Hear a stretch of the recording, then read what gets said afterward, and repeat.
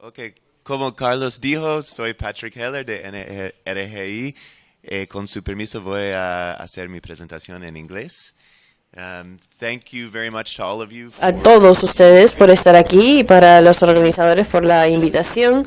Solo para presentarme un poco, para enmarcar mis comentarios para aquellos que no han podido conocerme. Hasta hace un par de meses fui director de NRGI sobre los programas económicos y he cambiado un poco y he salido a la costa oeste y ahora estoy en la escuela de leyes en Berkeley. Lo que voy a hacer para NRGI es ayudar a la organización mientras intenta abordar algunos desafíos bastante difíciles a su movimiento y hacia nuestro trabajo. Y uno de los trabajos muy serios que estamos intentando averiguar para ver un mejor enfoque como organización es eso de que qué hacemos sobre la concentración de recursos en una economía extractiva y cómo es que podemos comportarnos para promover una diversificación efectiva. Entonces,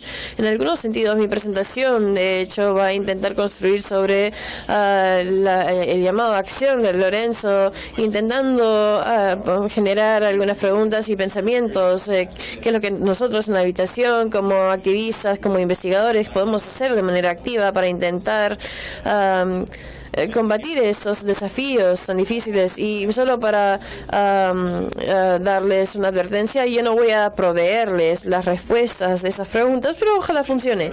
Y solamente para comenzar, es algo que intimida el hablar justo después de dos personas brillantes que han hablado sobre este trabajo, pero voy a intentar hablar un poco sobre algunas tendencias que emergen de la literatura sobre diversificación, economía, y un enfoque de literatura de los últimos 5 años, más o menos, para intentar ver algunos de los temas globales que parecen emerger, que muchos se complementan y tienen otros discursos o complementan a los discursos que vinieron antes. Entonces aquí tenemos un plan para los siguientes minutos. Voy a comenzar por enmarcar algunos de los desafíos y voy a argumentar que muchos de los desafíos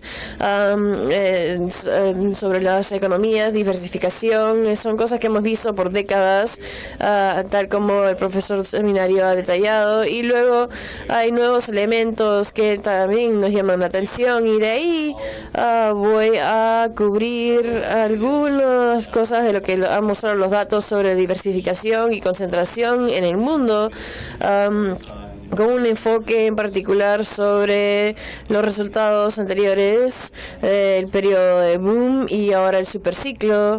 Y también voy a hacer una revisión muy rápida sobre qué es lo que parece estar asociado con los esfuerzos exitosos para diversificar.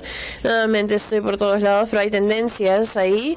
Y luego voy a poner algunas preguntas que espero ayuden con esa discusión, especialmente en el trabajo que muchos en la habitación están haciendo en diversificación en los países latinoamericanos. Entonces, solo para comenzar, no vamos a ir ahí todavía, Carlos, pero solamente para comenzar respecto a algunos de los desafíos, tal como lo dije, muchos son antiguos y algunos son sobre la diversificación y son los mismos.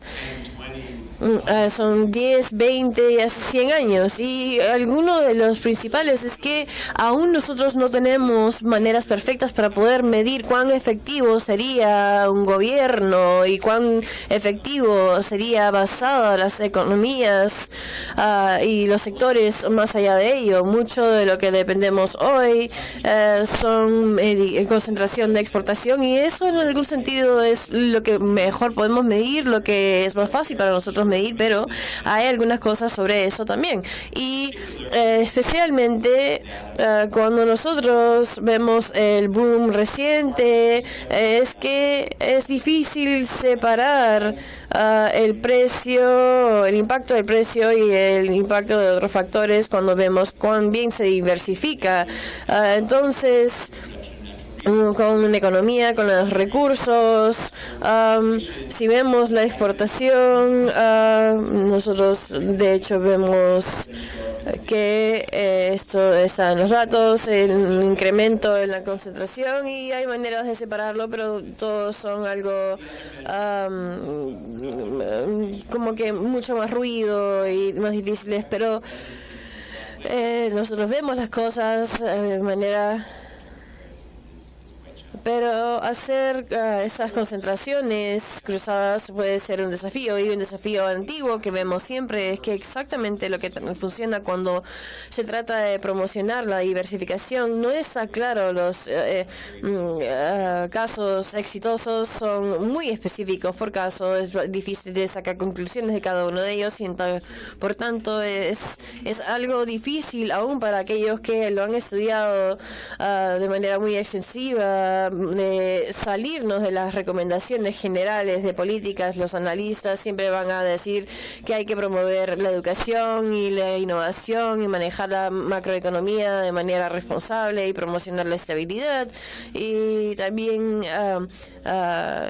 fomentar el desarrollo de los mercados, reducir las barreras de entrada. Pero una vez que pasamos ese tipo de recetas de políticas y miramos a los países ricos en recursos, en poder construir una base económica más amplia, y luego el conocimiento se desglosa un poco y las conclusiones generalizadas son relativos, y eso ha sido un problema que hemos tenido durante las décadas. ¿Cómo tomamos una cantidad relativamente pequeña de historias de éxito y que no sean solamente maneja bien pues tu economía, hay que ver eso, y hubo poco crecimiento y sobre cómo evitar algunas de las patologías de los recursos naturales y el sector de recursos naturales, que hace que las cosas sean más difíciles.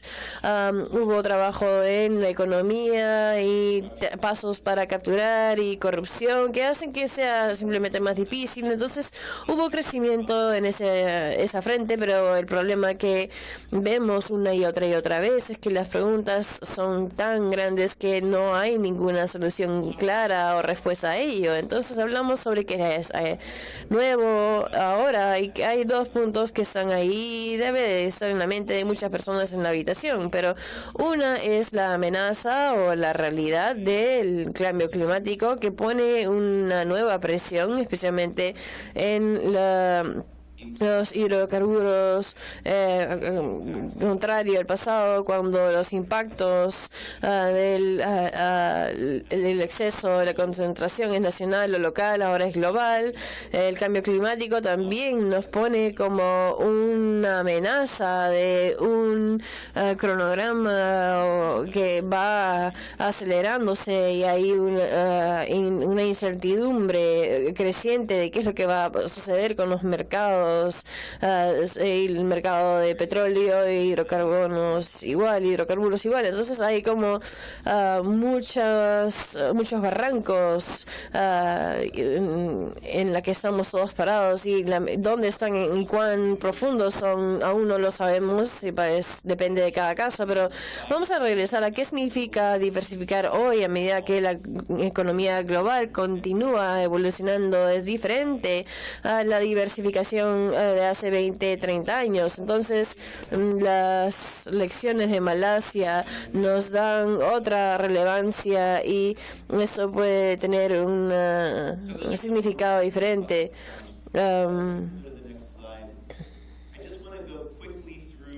Y yo quiero rápidamente decir por la investigación. Y Michael Ross, nosotros estamos viendo la diversificación y qué es lo que nos dice. Y la tendencia más significativa que hemos visto en los últimos 50 años es que mientras el resto del mundo se ha vuelto más diversificado, aquellos países que producen petróleo se han mantenido, de hecho, como aquellos que divergen del mundo, y podemos ver esos números que nos muestran que hay una tendencia más amplia en poder desarrollar bases económicas y obviamente las economías basadas en el petróleo sigue siendo los más resistentes, y antes en los 1980s o 70s son las economías que no tienen esos cambios. Y si vemos ese cuadro del 1960 hasta ahora, no ha sido de reducir o una diversificación menos exitosa, simplemente ha sido una reconcentración en estas economías. Si es que vamos a la siguiente diapositiva, por favor, eso lo muestra de manera más clara, y básicamente lo que nos muestra es que hay una línea de 45 grados en el medio que tiene una economía que tiene el mismo nivel de diversificación que en 1998 y el 2014. Los puntos rojos son las economías que producen, y casi todas, yo creo que todas, son 31 de los 40 países que producen, están más concentrados en ese periodo, mientras el resto del mundo tenía tendencia hacia una diversificación relativa. La siguiente diapositiva nos lleva a, bueno, hay un par de cosas. Yo creo que muchos de ustedes aquí en la habitación tienen conocimientos sobre el atlas de complejidad que se produjo en Harvard. Si no, ellos han mostrado cuadros así que pueden ayudar mucho en ilustrar cuáles son los desafíos y cómo se están evolucionando dentro de su economía. Y, por ejemplo, eso es Venezuela. En el 2000 ya tiene una concentración bastante significativa en productos de extracción. Si vemos al 2014, se convierte en algo mucho más dramático. El siguiente es Rusia, y podemos ver que la tendencia ahí es aún más poderosa, 2000 a 2014. Y si es que ven todas las economías que producen petróleo, vemos esto una y otra y otra y otra vez. Y otros sectores, en otros casos, están bajando, pero de hecho esos sectores están en un crecimiento mucho más rápido. Y la siguiente diapositiva simplemente muestra la tendencia entre las economías que tienen más mineral. Los datos son menos extensivos aquí que en el petróleo, pero lo que se puede ver es que entre 1960 y 1998 las economías que son ricas en minerales no tienen el mismo nivel de que no son tan divergentes. Hubo una tendencia más hacia la diversificación. El último boom básicamente revirtió esa tendencia. Entonces lo que podemos ver es que tenemos estas décadas, y esto resultó en una mejor reconcentración de activos que los booms anteriores. Y la siguiente diapositiva, Carlos, por favor. Entonces, solo quería notar, y yo creo que es particularmente relevante para aquellos que están aquí en la habitación, es que en el análisis de Ross, América Latina realmente hasta el último boom le fue bastante bien comparado con el resto del mundo cuando se trató de diversificación. América Latina, Europa, América del Norte, aún entre aquellos países que eran ricos, tienden hacia la diversificación.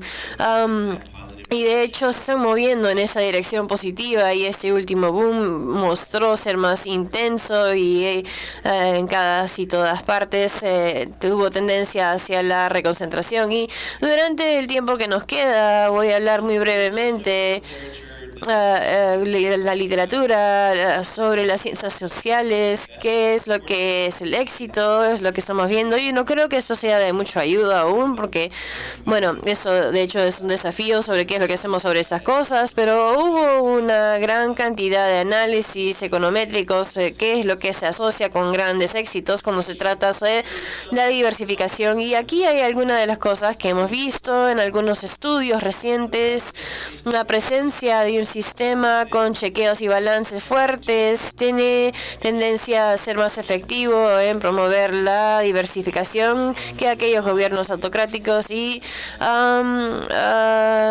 de hecho, cuánto se puede predecir en los mercados puede depender del éxito. Mientras más dependiente sea el país, es menos fácil diversificar. Y aquellos que están concentrados tienen, de hecho, más dificultades con la diversificación. No hay ninguna correlación visible entre medidas del gobierno, efectividad y diversificación. Los niveles más altos de educación, leyes, mejores derechos de propiedad y también la economía está relacionada con el éxito no solamente en aquellos países de investigación, pero de manera más amplia. Entonces esto es lo que nosotros sabemos o donde estamos ahorita, y quisiera poner 3 preguntas sobre la mesa para el grupo, o 3 preguntas que yo creo que nos enfrentamos cuando nosotros pensamos en está bien, ¿qué es lo que hacemos? Especialmente teniendo en cuenta aquellos desafíos persistentes que ambos speakers han dicho. La primera sería, ¿qué significa diversificar el día de hoy comparado en lo que significaba en el pasado? Y de hecho, estamos viendo ahora, algunos estudios lo están resaltando, es que la diversificación en Asia y algunas de las diversificaciones, lo que sucede en América en las décadas anteriores, antes tenían la ventaja de poder tomar ventaja de los costos bajos de mano de obra. Entonces, la historia de crecimiento de Asia era básicamente políticas que ayudaban a que se pudieran exportar y tomar ventaja de los bajos costos de mano de obra como para poder entrar a mercados en los que estos mercados nunca habían estado antes. Y el día de hoy la mayoría de sectores de crecimiento, es difícil leer esto es un estudio de CDG que recomendaría, pero la mayoría de tecnologías que se ven como los reales motores del desarrollo son intensivos en capital y de habilidad, y para poder entrar en ello un país no puede realmente depender de una entrada menos costoso, y es intentar tomar ventaja de lo que sea que tenga la economía ahora como para poder entrar en alguna de estos espacios nuevos tecnológicos. Y yo creo que algunas economías latinoamericanas están bien situadas para hacerlo, pero en términos de pensar en sustituir los modelos del pasado de importación y exportación no va a aplicar directamente a la aplicación del día de hoy. Y me están dando el símbolo de que tengo que detenerme, pero las últimas 2 preguntas, uno construye sobre la otra. De un punto que dijo Lorenzo era de que cuál es el imperativo para diversificar el medio de qué es lo que nosotros pensamos sobre el contenido y la promoción del contenido, y también el cuánto tiene como dueño el Estado, y utilizando la industria extractiva como un motor. Ha sido el plan o la visión de muchos países, y lo que estas cosas también podrían hacer si es que no se gestionan de manera correcta es que vuelve a apostar sobre la industria, y se están apostando sobre el contenido local en el sector extractivista, y al menos de que tengan un plan real para transferir algo de ese conocimiento a otro sector, lo que hacen en esencia es volver a hacerlo. Y la última pregunta que voy a poner ahí para la discusión en los siguientes días es, hoy día y mañana para el grupo que se queda, ¿cuál es el rol de organizaciones tales como nosotros en poder realmente tomar algunos de estos desafíos? Son preguntas que nosotros vemos, y cuando nos preguntamos como investigadores o activistas exactamente qué es lo que hacemos en incidencia o qué es lo que hacemos en investigación, no es completamente claro, y eso es lo que estamos pensando ahora, cómo es que nosotros apoyamos ese empuje de una manera constructiva. Entonces realmente quisiera saber cuáles son los pensamientos en la habitación sobre esas cosas.